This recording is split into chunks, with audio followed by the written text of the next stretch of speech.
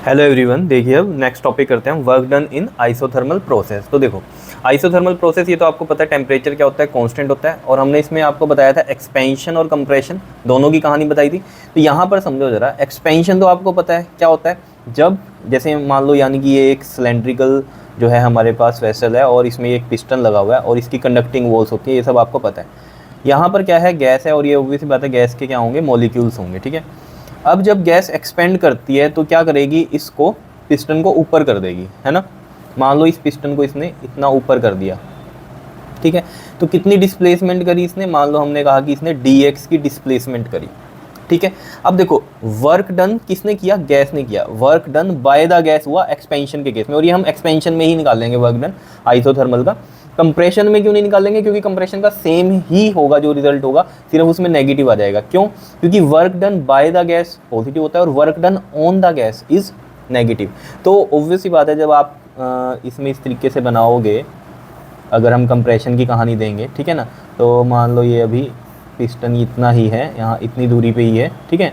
अब मान लो आपने इसको कंप्रेशन किया तो एक्सटर्नली करना पड़ेगा, तो वर्क डन कर रहे हो आप ऑन द गैस, ठीक है ना। तो मान लो ये पिस्टन यहाँ आ गया, कहाँ आ गया, यहाँ आ गया। अब गैस के मॉलिक्यूल्स ये हैं, ठीक है, और ये गैस के मॉलिक्यूल्स यहाँ भी चले गए इसमें। तो ये एक्सपेंशन की कहानी थी, ये कंप्रेशन की कहानी है। तो वर्क डन इसमें क्या कर रहे हो, एक्सटर्नली कर रहे हो तो ऑन द गैस कर रहे हो तो नेगेटिव वर्क डन होता है। Work done by the gas हो रहा है तो वो पॉजिटिव है। अब एक्सपेंशन में बाय द गैस होता है, तो जो भी रिजल्ट आएगा इसमें एक्सपेंशन वाले में, वही हम कंप्रेशन वाले में लिखेंगे, सिर्फ नेगेटिव साइन लगा देंगे। क्लियर है। तो जरा देखो, यही लिखा है हमने, एक गैस सिलेंडर आइडियल मान लेना इसमें, consider a ideal gas in a cylinder with conducting walls. ये हमें पता है आइसोथर्मल में कंडक्टिंग वॉल्स होती है, तभी तो हीट का एक्सचेंज होगा, है ना। ये तो आपको पता ही है ना, कि अगर हम क्या कर रहे हैं, एक्सपेंशन हो रही है तो इसमें क्या होती है, इसकी इंटरनल एनर्जी कम हो जाती है और टेम्परेचर क्या हो जाता है यहाँ पर, कम हो जाता है। तो हमें तो टेम्परेचर कांस्टेंट रखना है, तो वो कांस्टेंट कैसे होता है, बाहर से हीट आती है, ठीक है ना। बाहर से हीट होगी क्योंकि कंडक्टिंग वॉल्स है, तभी तो आएगी हीट, उसका टेम्परेचर वही कर देती है, तो कांस्टेंट हो जाता है। यहाँ पर क्या होता है, जब हम कंप्रेशन करते हैं तो इंटरनल एनर्जी यहाँ बढ़ जाती है, इंटरनल एनर्जी बढ़ती है यानी कि टेम्परेचर बढ़ जाता है, यानी कि अब इसका टेम्परेचर जो बढ़ गया है, तो यहाँ पर ये टेम्परेचर जो है, हम वही टेम्परेचर कैसे कर सकते हैं पहले वाला, जब यहाँ से हीट बाहर जाए, तो हीट यहाँ से बाहर चल जाती है कंडक्टिंग वॉल्स के थ्रू, तो टेम्परेचर वही आ जाता है जो पुराना है। क्लियर है इतनी बात, ये तो पता चल गया आपको आइसोथर्मल प्रोसेस की कहानी का, ठीक है। तो अब देखो जरा, हमें इतनी बात सारी जो है पता चल गई। अब हम सिर्फ बात करेंगे किसकी, एक्सपेंशन की, ठीक है। समझो इस बात को, जब हमने एक्सपेंड किया इसको, यानी कि जब एक्सपेंड होने के लिए हमने इसको एलो किया, तो ऑब्वियस ही बात है, ये गैस जब एक्सपेंड हुई तो यहाँ से पिस्टन को ऊपर करेगी और work done by the gas हो रहा है, और ये इतनी डिस्प्लेसमेंट करी इसने dx की, ठीक है। क्लियर है। तो वर्क डन अगर हम कह रहे हैं स्मॉल डिस्प्लेसमेंट हुई है, तो अगर इसमें हम कहें कि वर्क डन क्या होगा, वर्क डन का आपको फॉर्मूला सभी को पता है क्या होता है, फोर्स इनटू में क्या होती है, डिस्प्लेसमेंट होती है, ठीक है ना। फोर्स इनटू में डिस्प्लेसमेंट। तो यहाँ फोर्स लग रही है, ये ऑब्वियस ही बात है, यहाँ क्या लग रही है, इस पर फोर्स लग रही है। ये जो गैस है वो ऑब्वियस ही बात है, इसके मतलब फोर्स लगा रहे हैं, तभी तो ये एक्सपेंड हुई ऊपर, ये जो है आपका पिस्टन ऊपर गया, वर्क हुआ, तो एफ फोर्स हो गई, ये तो ठीक है। अब वर्क डन क्या कह रहे हैं हम, कि स्मॉल वर्क डन ले रहे हैं dw, क्योंकि डिस्प्लेसमेंट स्मॉल हुई है, तो f इंटू में क्या हो गया हमारे पास, ये dx हो गया। क्या इतनी बात क्लियर है या नहीं है, बताओ। ठीक है। अब आपको पता ही है सब कुछ, क्या कि जो प्रेशर का फॉर्मूला होता है, अगर हम यहाँ पर लिखें प्रेशर क्या होता है, फोर्स अपॉन में एरिया, तो यहाँ से जो f की वैल्यू निकलेगी वो क्या निकलेगी, बताओ, प्रेशर इंटू में एरिया। तो हम यहाँ पर अगर पुट करें ये f की वैल्यू को, क्या, प्रेशर इंटू में एरिया इंटू में dx, ये dw बन रहा है हमारा। अब यहाँ a dx जो होता है वो dv होता है, a dx क्या होता है हमारे पास, dv होता है, या नहीं, बताओ। क्लियर है इतनी बात, बताओ। dv कैसे हुआ, ये चीज़ को समझो। देखो ज़रा, मान लो ये जो पिस्टन है, ये पिस्टन को अगर आप 3D में समझो ना, इसलिए मैंने ये ऐसे बना रखे थे कि ये 3D में आप समझने की कोशिश करो। ये बॉक्स ऐसे है, ठीक है, सिलेंडर ऐसे है, ये एक तरह से ऐसे समझो, ये सिलेंडर ऐसा है, ठीक है। तो ऑब्वियस आता है, ये जो पिस्टन है ये भी इस तरीके का बना होगा ना, यहाँ पर इस तरीके से बना होगा, ठीक है, समझ रहे हो। और ये ऊपर चला गया तो ये ऐसे हो गया। तो यहाँ पर देखो ऑब्वियस ही बात है, ये इस तरीके से भी होगा, पीछे से भी होगा, ठीक है। इस तरीके से अगर मैं पूरा आपको बना के दिखा दूँ ये वाला, ठीक, तो इस तरीके से आप समझना इसको, ठीक है। ये ऊपर ऐसे चला गया, तो ये आपको 3D में समझ में आ रहा होगा कि एक ऐसे क्या है हमारे पास, बॉक्स टाइप है, सिलेंडर टाइप में, ठीक है। उसमें ऐसे पिस्टन लगा हुआ। पिस्टन की अगर मैं शेप आपको बताऊँ ना, ये ऐसा है पिस्टन, जैसे मैच बॉक्स है ना, तो यहाँ पर आप अपने सामने समझो कि एक बॉक्स है, गैस है उसमें, और ये पिस्टन लगा हुआ है, और ये ऐसे ऊपर हुआ, ठीक है, पिस्टन है इस तरीके से, ये पिस्टन है और ये ऊपर हो गया। तो अब इसमें देखो ज़रा, ये है इसकी लेंथ और ये है इसकी ब्रेथ, ये तो हो गया एरिया, है ना, और ये जितना ऊपर हुआ वो उसकी हाइट हो गई, यही तो है यहाँ। ये इसकी लेंथ मान लो, ये इसकी ब्रेथ मान लो, क्या हो गया हमारे पास, ये बताओ, एरिया, ठीक है। और ये इतने क्या हुआ है, ऊपर हुआ है, ये इतना पार्ट इसका ऊपर हुआ है जिसको मैंने dx बोला है। तो लेंथ ब्रेथ हो गया एरिया और ये हाइट हो गई जो डिस्प्लेसमेंट हुई है। तो एरिया इंटू में this height is volume, because volume क्या होता है, length into breadth into height. तो ये लेंथ, ये ब्रेथ, ये हाइट, देखो ना, वॉल्यूम क्या होता है, लेंथ ब्रेथ इंटू में हाइट। लेंथ ब्रेथ को मैं एरिया बोल रहा हूँ और हाइट बोल रहा हूँ dx। तो ये dv लिखूंगा मैं, इसको क्यों लिखूंगा, क्योंकि स्मॉल हाइट ही है, ठीक है, तो स्मॉल वॉल्यूम हुआ है, क्लियर। तो इसको मैं क्या लिख सकता हूँ यहाँ पर, dv लिख सकता हूँ, ठीक है। तो p और साथ में लिख दूंगा मैं dv। बताओ, ये तो था स्मॉल वर्क डन के लिए था, है ना। अगर हमें टोटल वर्क डन चाहिए तो हम क्या करेंगे, इसको इंटीग्रेट करेंगे, ऑब्वियस सी बात है, ठीक है ना, इंटीग्रेशन करेंगे। इसकी समझ में आ रही है ना कहानी, ठीक है। ये मैच बॉक्स एक चीज़ समझ लो, पूजा के लिए है, ठीक है, कहीं सोचो कुछ और यूज़ के लिए रखी हुई है मैच बॉक्स, ठीक है। चलो क्लियर है, इतनी बात बता दो, ठीक है। तो now integrate on both side करेंगे हम, ठीक है। और जब इंटीग्रेट कर रहे हैं तो हम इसमें क्या मान के चल रहे हैं, इस तरीके से समझो कि पहले ये वॉल्यूम था इसका, अगर मैं टोटल वॉल्यूम की बात करूँ ना, यहाँ पर जब ये पिस्टन यहाँ था तो ये था V1 वॉल्यूम इसका, और जब पिस्टन वहाँ चला गया ऊपर तब वॉल्यूम कितना हो गया, V2 हो गया, ठीक है। कितना वॉल्यूम हो गया, V2 हो गया पूरे का, यहाँ से यहाँ ये टोटल, ठीक है, क्लियर। तो ओवर यहाँ तो मैंने स्मॉल वॉल्यूम की बात करी है कि कितना आपके पास यहाँ से यहाँ इंक्रीज हो रहा है ये, ठीक है। हम तो टोटल की बात करेंगे कि टोटल वर्क डन क्या हो रहा है। अब इसमें कितना भी हो सकता है, कितना ऊपर गया हो, ये तो हमने स्मॉल का लिया सोल्व करने के लिए, ठीक है ना, क्लियर। तो यहाँ पर हम क्या करेंगे, now integrate on both sides if volume change from V1 to V2, ठीक है। तो हमें क्या करना पड़ेगा, इसको इंटीग्रेट करना पड़ेगा। तो देखो जरा, dw की इंटीग्रेशन ये हो गई, pdv और ये कहाँ से कहाँ चल रहा है, V1 से V2 इसकी लिमिट हो गई, ठीक है। अब देखो इसकी लिमिट V1 से V2 है और यहाँ है अंदर p, तो p को हमें एलिमिनेट करना पड़ेगा, वॉल्यूम की टर्म्स में कुछ लेकर आना पड़ेगा, है ना। तो हम क्या कर सकते हैं, हमें पता है for ideal gas PV is equal to होता है हमारे पास nRT, ठीक है, आइडियल गैस के लिए, क्लियर। और n क्या होता है हमारे पास, 1 होता है, ठीक है। तो मैं यहाँ पर अगर कंसीडर कर रहा हूँ कि 1 मोल के लिए कर रहे हैं, अगर हम यहाँ पर फॉर 1 मोल ऑफ गैस, तो PV इज इक्वल टू में कितना बनेगा हमारे पास, RT। n क्या हो गया हमारे पास, 1 हो गया, n कितना हो गया, 1 हो गया, क्लियर है, इतनी बात बताओ। अब यहाँ से अगर मैं P की वैल्यू निकाल लूँ तो RT/V हो गया, क्लियर है इतनी बात। अब यहाँ पर देख लो, T भी कांस्टेंट है बिकॉज आइसोथर्मल है, ये R तो है ही आपका यूनिवर्सल गैस कांस्टेंट, ये तो कांस्टेंट है ही है। टेम्परेचर भी कांस्टेंट है, क्यों, क्योंकि आइसोथर्मल है, ठीक है। अब यहाँ आ जाओ, देखो जरा, अब P की वैल्यू यहाँ से पुट करेंगे हम जब, तो ये देखो इंटीग्रेशन, ये V1 से ये V2 है और P की जगह हमने रख दिया RT/V और ये रहा dV, क्लियर है इतनी बात या नहीं बता दो, ठीक है। ये हमने यहाँ पर अलग से करके दिखा दिया ये, ठीक है।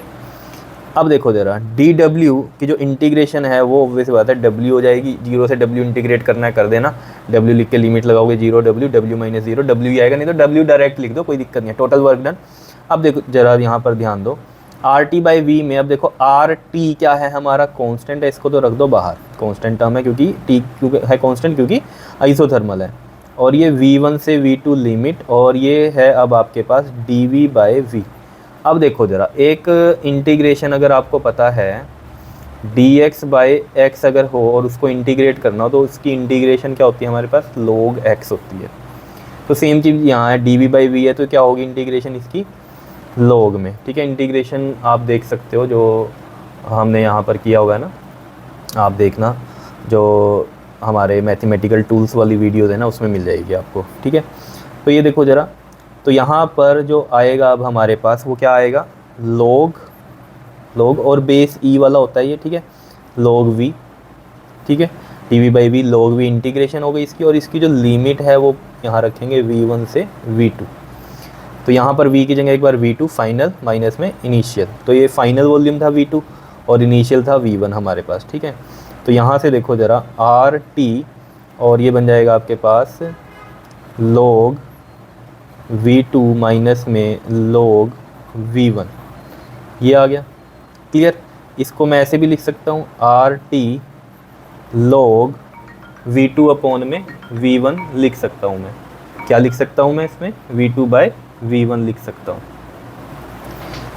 V2 bye V1। क्लियर है इतनी बात या नहीं बताओ?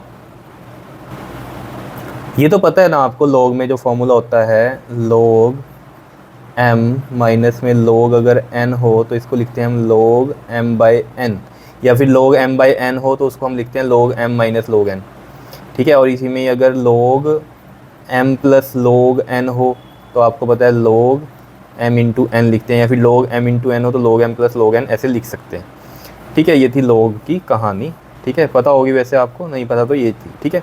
तो इस तरीके से हम इसको लिख सकते हैं। तो यहाँ पर log में V2 बाय V1 इस तरीके से हम लिख सकते हैं। तो वर्क डन जो है हमारे पास ये आ गया। Clear.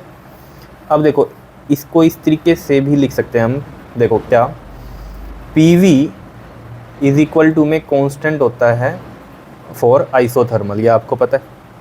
PV is equal to में क्या होता है? Constant for isothermal. ये जैसे हमने अभी देखा PV is equal to NRT, तो N तो है ही ऑब्वियस बात है कांस्टेंट, R भी कांस्टेंट और T भी क्या रहेगा? कांस्टेंट रहेगा आइसोथर्मल के लिए। तो PV इज इक्वल टू में कांस्टेंट आ जाता है। तो जब PV इज इक्वल टू में कांस्टेंट होता है तो मैं यहाँ से ये लिख सकता हूँ ना, P1V1 इज इक्वल टू में P2V2 लिख सकता हूँ। क्या मतलब है इसका? देखो जैसे मैंने यहाँ पर आपको बोला, इस केस में देखो जब हमारे पास ये नॉर्मल, अगर मैं यहाँ पर आपको समझाने की कोशिश करूँ, इसमें देखो डायग्राम से देखो, ये था एक्सपेंशन का केस ही बता रहा हूँ मैं आपको, ठीक है। अभी आपने मान लो इसका P1 प्रेशर मान लिया और V1 ये मान लिया आपने इसका वॉल्यूम, ठीक है। अब आइसोथर्मल की जब कहानी हो रही है, ठीक, तो इसमें देखना अब आप कि अब हमने मान लो इसको यहाँ पर पहुँच गया ये, ठीक है, यहाँ पहुँचा। अब ये तो आपको पता ही है इसमें P inversely proportional to V होता ही है, क्यों? क्योंकि ऑब्वियस सी बात है यहाँ पर अब क्या हुआ है, वॉल्यूम बढ़ गया, V2 वॉल्यूम हो गया और P2 क्या हो गया, इसका प्रेशर हो गया। अब वॉल्यूम बढ़ गया, वॉल्यूम बढ़ा है, बढ़ गया वॉल्यूम, तो प्रेशर क्या हो गया, घट गया होगा। मतलब कहने का क्या है कि अगर मैं यहाँ पर कह रहा हूँ कि ये है हमारे पास प्रेशर है, मान लो इसमें हमारे पास 10 और वॉल्यूम है यहाँ पर मान लो कितना 20, ठीक है। तो PV कितना हो गया हमारे पास 200 हो गया। अब यहाँ पर क्या हुआ है, जब हमने कहा ये चीज़ एक्सपेंशन में हुई तो V2 क्या हुआ है, बढ़ गया और P2 क्या हुआ है, घट गया। लेकिन आंसर यही आना चाहिए इसका। मतलब क्या कह रहा हूँ मैं, यानी कि जो प्रेशर हो गया होगा वो कितना हो गया होगा 20 और वॉल्यूम कितना हो गया होगा 10।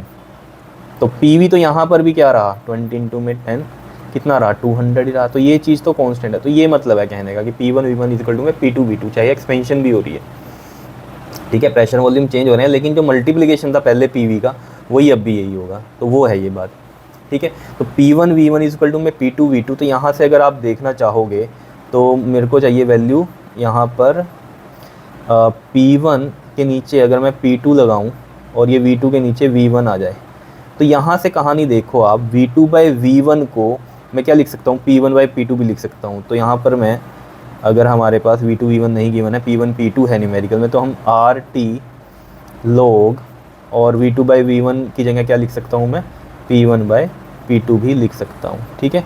तो ये है हमारे पास क्या, वर्क डन इन आइसोथर्मल, ठीक है। बाकी अगर इसका log बेस E आप हटाना चाहते हो, इसको log बेस 10 में करना चाहते हो, तो आप कैसे कर सकते हो, देखो यहाँ लिख रहा हूँ मैं, ये यहाँ से देख लेना। देखो W इज इक्वल टू में हो जाएगा ये 2.303 RT log base 10 V2 by V1, ठीक है। और P1 P2 में भी ऐसे ही लिख सकते हो 2.303 RT log बेस 10, ये P1 बाई P2 हो जाएगा, ठीक है जी। तो ये आप चारों रिज़ल्ट लिखना वहाँ पर, ठीक है, एग्ज़ाम में जब आएगा आपको ड्राइव करने के लिए, तो ये आपको करना है, ठीक है जी। क्लियर।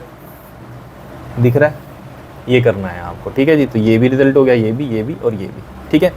अब जो मैं आपको कह रहा था ये तो था किसका, एक्सपेंशन का केस। अगर कंप्रेशन वाला केस होगा, जैसे कि ये वाला था कंप्रेशन वाला केस, इसमें यहाँ आ गया आपके पास, है ना।